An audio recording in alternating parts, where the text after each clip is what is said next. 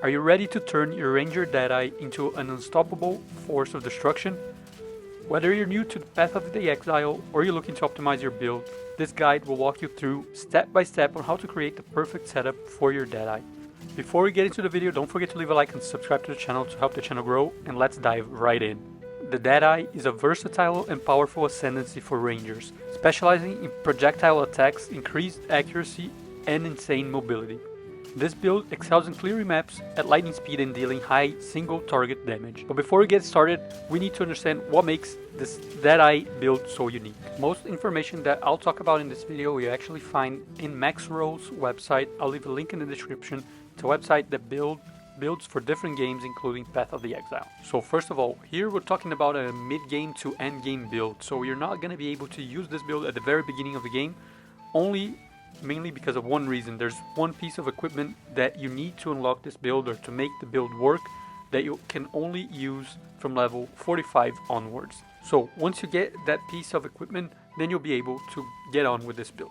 The foundation of this build revolves around two primary skills: Explosive Shot and Shockburst rounds.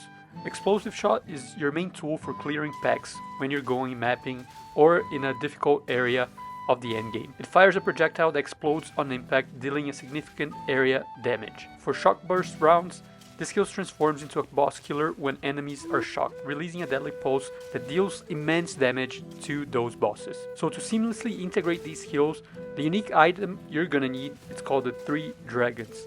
It is a helmet and it's essential for this build. Without it, it doesn't work. So what this helmet does, it actually modifies elemental status ailments, allowing your fire damage to inflict shock instead of ignite, which is perfectly synergy with your skill setup. So the support gems that you're gonna need to put into your Explosive Shot are the following ones: Scatter Shot, Conduction, Martial Tempo, Fire Penetration, and Rising Tempest. Obviously this is the final build, so if you're before that, then just use the support gems in that order that I just described. Now for the Shockburst rounds, here are the support gems that you're gonna need: Concentrated Effect, Primal Armament, Lightning Infusion, Heft, and Fresh Clip. Additionally, you also need to activate Herald of Thunder, Herald of Ice, and Herald of Ash. So these heralds will boost your damage and synergize well with the build's mechanics, especially when combined with the 3 Dragons helmet. On top of that, you'll want to use Wind Dancer. So this aura significantly increases your evasion, enhancing survivability. So the best thing you can do is to prioritize increasing the quality of Wind Dancer to gain additional benefits from this aura. So going now to the passive skill tree and ascendancy.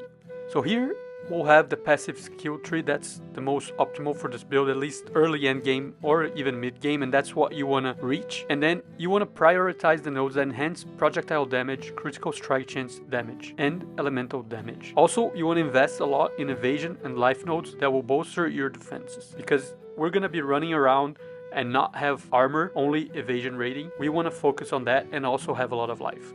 Now for the ascendancy, this is the progression. You'll want to select Gathering Winds, which will grant increased movement and attack speed along with a substantial evasion boost. Then you want to select Point Blank, which will amplify the damage to nearby targets, crucial for maximizing Shockburst rounds effectiveness against bosses.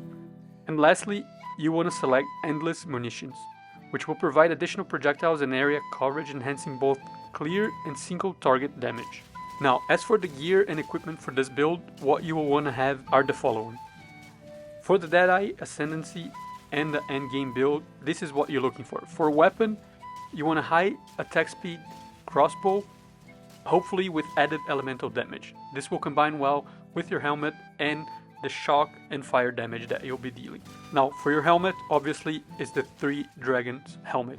There is no way out of it. This is the only thing that gets this build to work well, is this helmet. If you don't have it, then don't even bother trying to get there. You can purchase one of these helmets online through the PoE trade website for like 1 Exalted Orb or 2 Exalted Orb for a very low spec helmet, but that will get you going. And once you get that, you can work on improving the helmet and the other equipment in this build. Now for your armor, gloves, and boots, you want to focus on evasion based gear that will give you life, resistances, and also attributes to meet the gem requirements. And for your accessories, such as amulets and rings, you want to seek rings and amulets that will provide elemental damage, critical strike multipliers, and also all the other necessary attributes that you're missing from the regular gear. And don't forget, we need to cap our resistances at 75% to ensure survivability.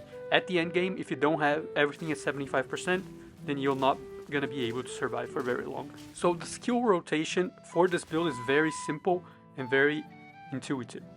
Mainly you're gonna be using Explosive Shot and then Shockburst rounds. When you're running around just killing packs of enemies, all you're gonna be using is Explosive Shot, because those are gonna, with one shot, maybe two, clear all mobs around you. And then when you meet either bosses or high life enemies, then you might want to use Voltaic Mark, because this will allow you to shock that boss or high life enemy faster. Once the enemy is shocked, this symbol right here will appear underneath its name on the screen, and that's when you know it's shocked. Once it's shocked, you want to immediately switch to Shockburst rounds, and you can only use Shockburst rounds on bosses and high life enemies when they're isolated. So once the enemy is shocked and you see that symbol underneath its life bar, then you can switch to Shockburst rounds. Always maintain your distance to leverage your range advantage, while also utilizing mobility skills to dodge threats. Also, if you need, you can activate the emergency reload, which will strategically boost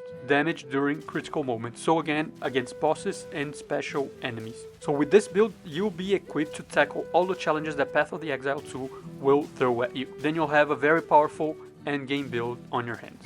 I hope you enjoyed this video. If you did, please leave a like, subscribe to the channel, and I'll see you on the next one.